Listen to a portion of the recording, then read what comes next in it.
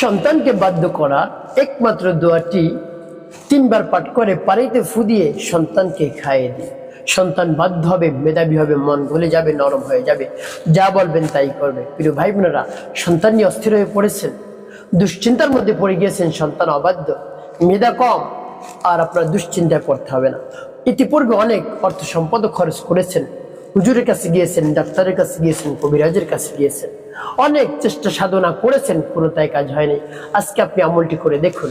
আপনি অভিভাবক, আপনাকে আমলটি করতে হবে।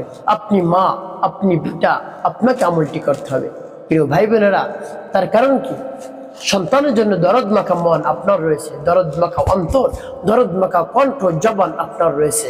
হুজুরের নেই, কবিরাজের নেই, ডাক্তারেরও নেই। আপনার দরদ মাখা কণ্ঠ রয়েছে, অন্তর, দিল রয়েছে। সেই দরদ মাখা অন্তর নিয়ে, দিল নিয়ে, জবান নিয়ে আপনি আল্লাহ রাব্বুল আলামিনের কাছে বলুন, আমলটি করুন, দেখবেন সন্তান বাধ্য হয়ে যাবে। প্রিয় ভাই বোনেরা, একটু আপনাকে সময় ব্যয় করতে হবে, 10 থেকে 15 মিনিট সময় আপনাকে ব্যয় করতে হবে। ব্যয় করে যদি আপনি আমলটি করতে পারেন তাহলে বুঝবেন কাজ হয়ে গেছে।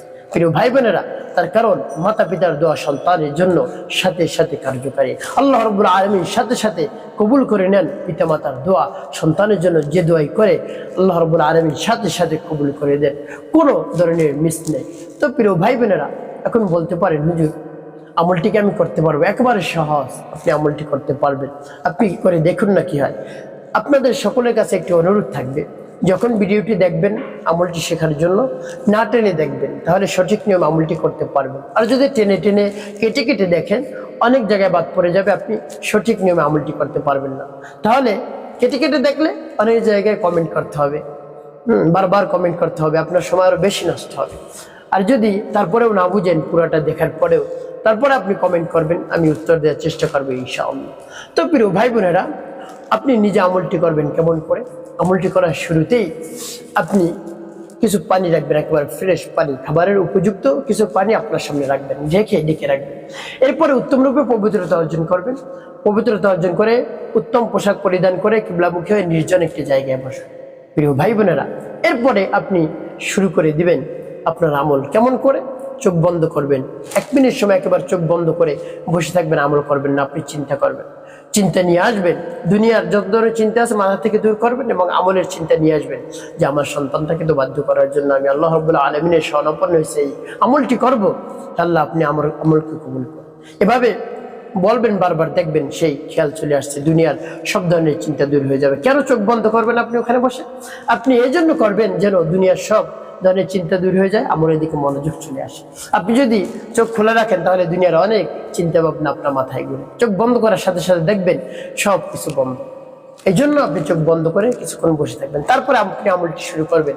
শুরুতেই আপনার জীবনের গুনার কথা স্মরণ করে ক্ষমা প্রার্থনা করবেন। হে আল্লাহ, আমার জীবনের সমুদায় গুনাহ খাতাগুলো মাফ করেন। জীবনে যত ধরনের গুনাহ করেছি, ছোট বড়, দিনে রাতে, প্রকাশ্যে গোপনে, যত ধরনের গুনাহ করেছি আপনি মাফ করে দিন।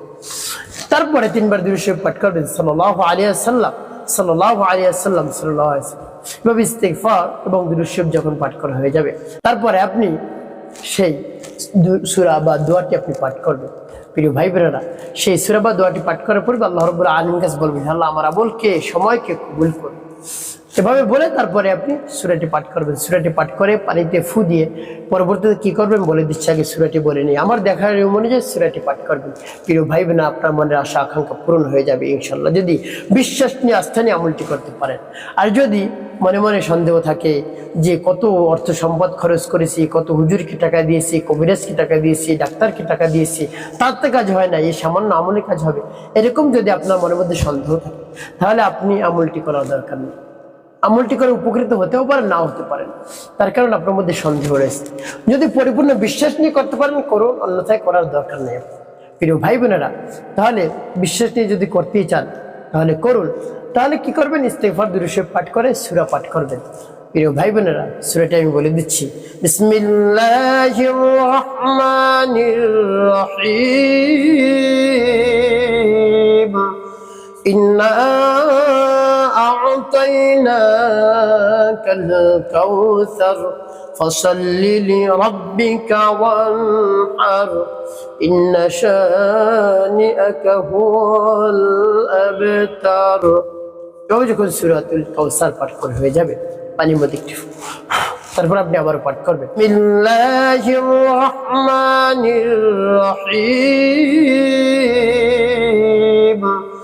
ইন্না আ'তাইনাকাল কাউসার ফাসাল্লি লিরাব্বিকা ওয়ানহার ইন্না শানিআকা হুয়াল আবতার। পাঠ করে সবাই। তারপর আপনি মনে দরদ নিয়ে আবার পাঠ করবেন বিসমিল্লাহির রহমানির রহিম ইন্না আ'তাইনাকাল কাউসার ফাসাল্লি লিরাব্বিকা ওয়ানহার ইন্না শানিআকা হুয়াল আবতার। পাঠ করে সবাই। প্রিয় ভাই বোনেরা, কতবার পাঠ করবেন? ভাবে গুনে গুনে 3 বার পাঠ করবেন। এরপরে আপনি গুনে গুনে 3 বার দুরূদ ইব্রাহিম পাঠ করবেন। আল্লাহুম্মা সাল্লি আলা মুহাম্মাদ ওয়া আলা আলি মুহাম্মাদ কামা সাল্লাইতা আলা ইব্রাহিম ওয়া আলা আলি ইব্রাহিম ইন্নাকা হামিদুম মাজিদ। আল্লাহুম্মা বারিক আলা মুহাম্মাদ ওয়া আলা আলি মুহাম্মাদ কামা বারাকতা على إبراهيم وعلى آل إبراهيم إنك حميد مجيد. اللهم صل على محمد وعلى آل محمد كما صليت على إبراهيم وعلى آل إبراهيم إنك حميد مجيد. اللهم بارك على محمد وعلى آل محمد كما باركت على إبراهيم وعلى آل إبراهيم إنك حميد مجيد. اللهم صل على محمد وعلى آل محمد كما صليت على إبراهيم وعلى آل إبراهيم إنك حميد مجيد. اللهم بارك على محمد وعلى آل محمد كما باركت على إبراهيم وعلى آل إبراهيم إنك حميد مجيد. এভাবে যখন দুরূদ ইব্রাহিম পাঠ করে যাবে, দুটি ফু পানি দিতে হবে। প্রিয় ভাই বোনেরা, এরপরে আপনি একটি দুরূদ পাঠ করবেন, একটি দোয়া পাঠ করবেন। রব্বি হাবলি মিনাস সালিহিন রব্বি হাবলি মিনাস সালিহিন রব্বি হাবলি মিনাস সালিহিন রব্বি হাবলি মিনাস সালিহিন। 11 বার পাঠ করে পানিতে দুটি ফু দিবেন। আপনার আমলটি করা শেষ। এখন আপনি কি করবেন আমি বলে দিচ্ছি, পানি কেমন করে ব্যবহার করবেন পরে বলে দিচ্ছি। আগে বলবো, আমলটি শেষ হওয়ার সাথে সাথে রব্বি কারিমের দরবার হাত উত্তোলন করবেন এবং বলবেন, হে আল্লাহ, আমার সন্তানটাকে বাধ্য করে দিন। আমি আপনার শরণাপন্ন হয়েছি। হে আল্লাহ, আমার সন্তানকে সুশিক্ষায় শিক্ষিত করে দিন, আমার সন্তানের মেধা শক্তি বৃদ্ধি করে দিন।